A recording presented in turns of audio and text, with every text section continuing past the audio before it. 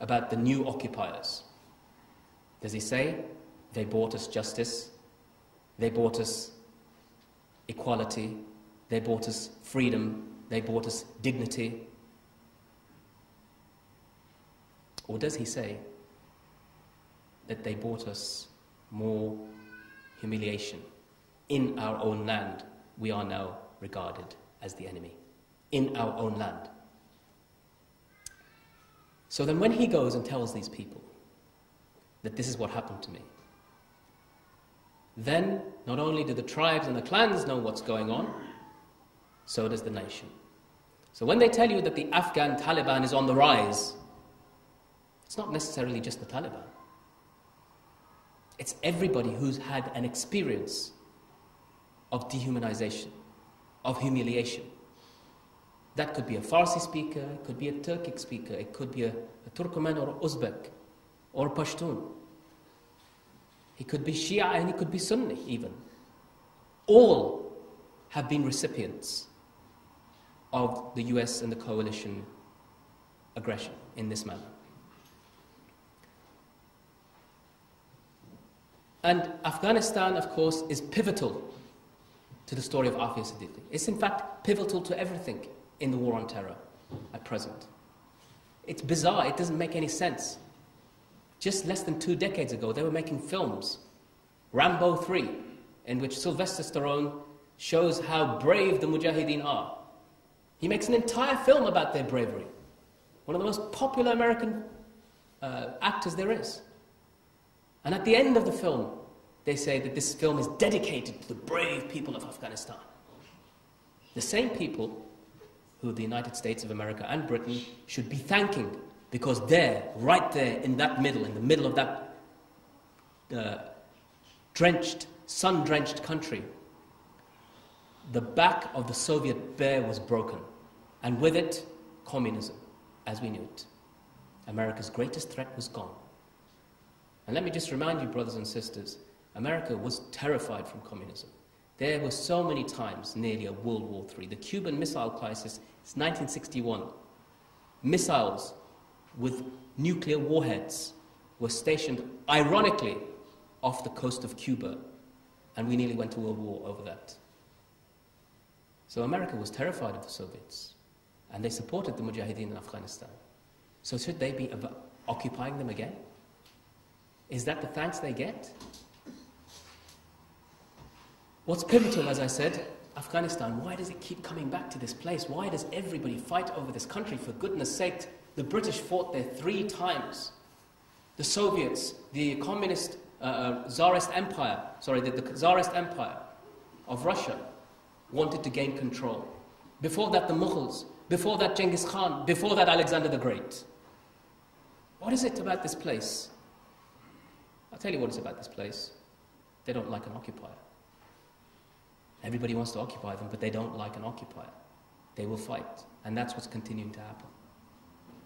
That may be why some people went over to help their brothers over there at the time. That may be why people are trying to help in whatever way they can, even now. And it becomes a place that is so controversial. So controversial that, in fact, as I said, before they began the prisons of Abu Ghraib, which depicted to us some of the most humiliating things that we've ever seen on our television screens, the pictures that were taken in Afghanistan have yet to become public. Just because they haven't seen them doesn't mean they don't exist. And that's why I said some of this stuff you can leave to your imagination. Now, it's not my intention here to anger people to the point that they want to do something illegal or silly. But my point is to impassion you enough to understand that, as I began with, that this hubb ad-dunya and karahiyat al-maut that you have and that we have needs to be vanquished in our own hearts so that we are ready to stand up. We have many examples of many communities that we've seen amongst ourselves, and we've often closed our eyes to them. We now, my brothers and sisters, are in the line of fire. We now are under the microscope. We now are the ones being watched. Take a look across the North Sea and you'll see Northern Ireland. You'll see what happened there when there was an occupation, when there was a war, when there was fighting, when there was killing, when there was terrorism, all sorts of things happen. But there's one marked difference. Communities stood together like a rock. Still do to this day, even though they've reached peace, even though the British government negotiated with the very people they said they would never negotiate with, i.e. terrorists. The communities stand together. They are firm. They are like one solid block. And that is how Muslims need to be. That is how you all need to be. And I can say this much, that as things have gone and advanced, and through my involvement with cage prisoners and other organizations, I've seen clearly that in the issue of the rights of Muslims and human rights, we've become stronger because we've been hit harder than, say, places like Australia, America, Canada, and so forth. I speak to relatives of people detained there without charge or trial, who cry, who say that the Muslim community do nothing for us. It's as if we're not Muslims. It's as if they have made takfir of us, as if they've pronounced us out the fold of Islam and we are excommunicated. And what was our crime? To be related to somebody suspected of terrorism. Not charged with or convicted of, but suspected of. And I tell you that the Irish community stood with their prisoners even when they were convicted. Okay, it's different. There were different goals and there were different factors involved.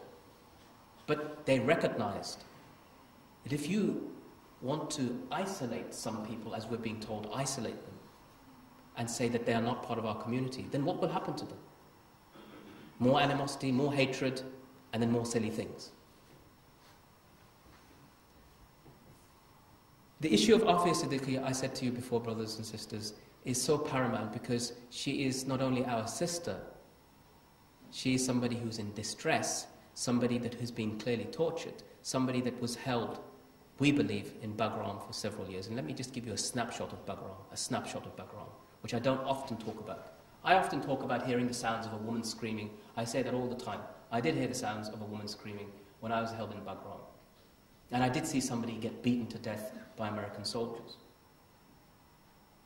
But I also want to tell you about one particular brother who was brought in at the time. He was a Chinese brother, a Uyghur, from, that place in Western China.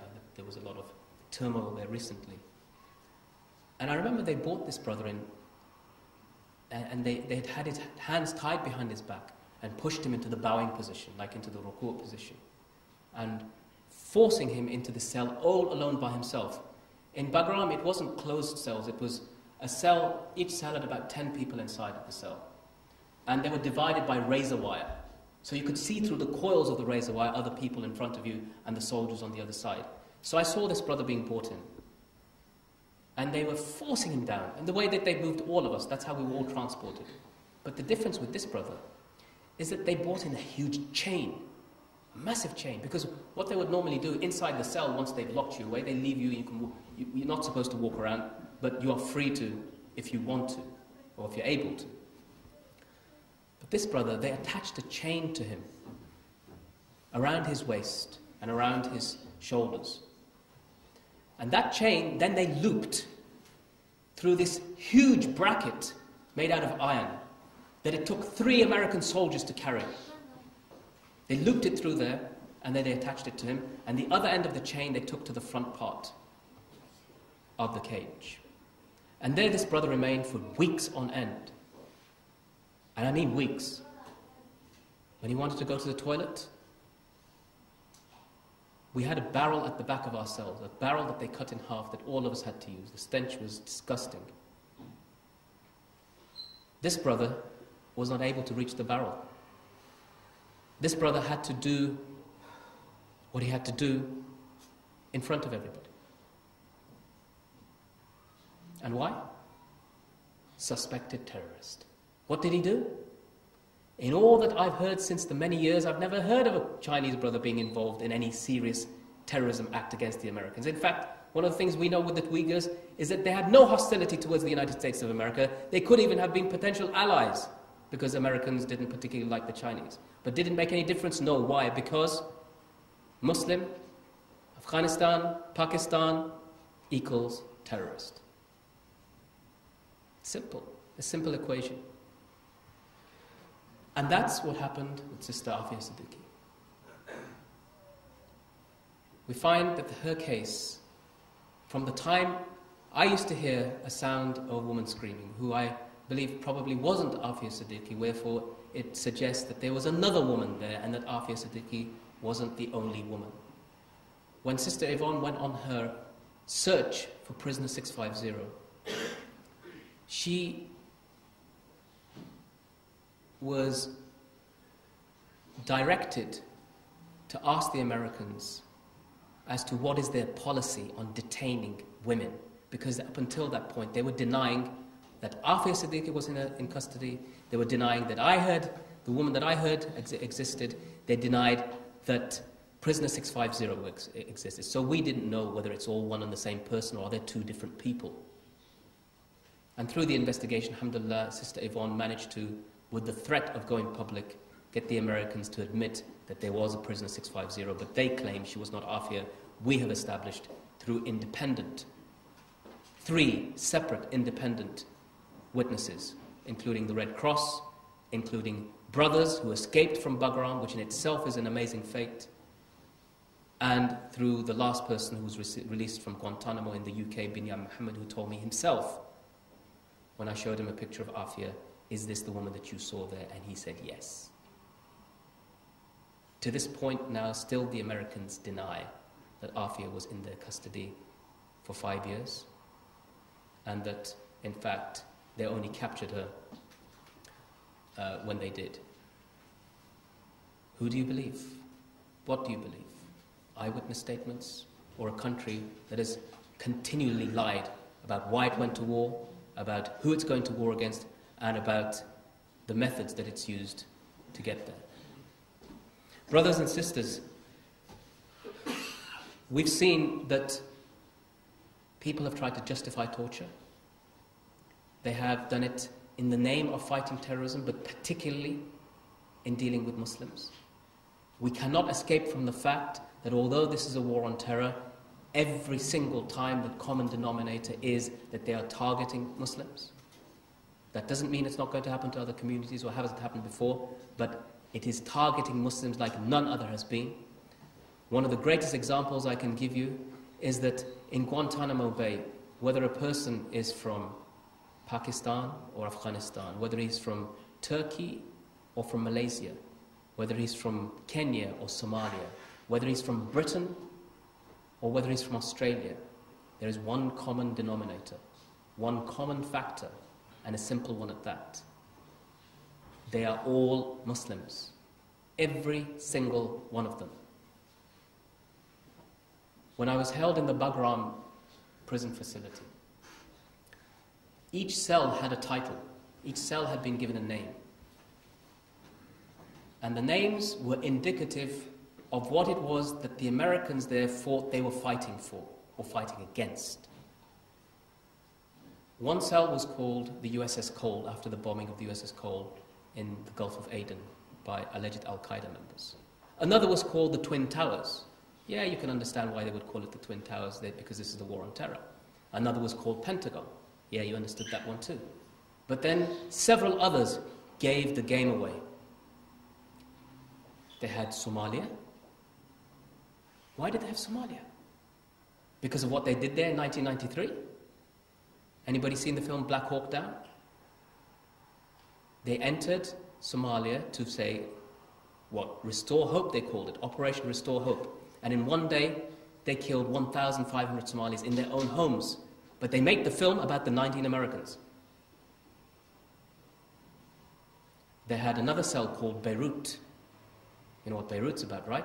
When the Hezbollah bombed an American army barracks in 1982, when I was just a child. But nonetheless, that's something we're responsible for. Then they had another cell called Libya. Why Libya? What have we got to do with Libya? Libya's Colonel Gaddafi oppresses the practicing Muslims. Why him? Why? Because the Americans had a problem with that too, and they bombed Libya in the 80s. The common denominator, no matter how distant you may be, no matter how different you may be, the common denominator was that everybody there was Muslim.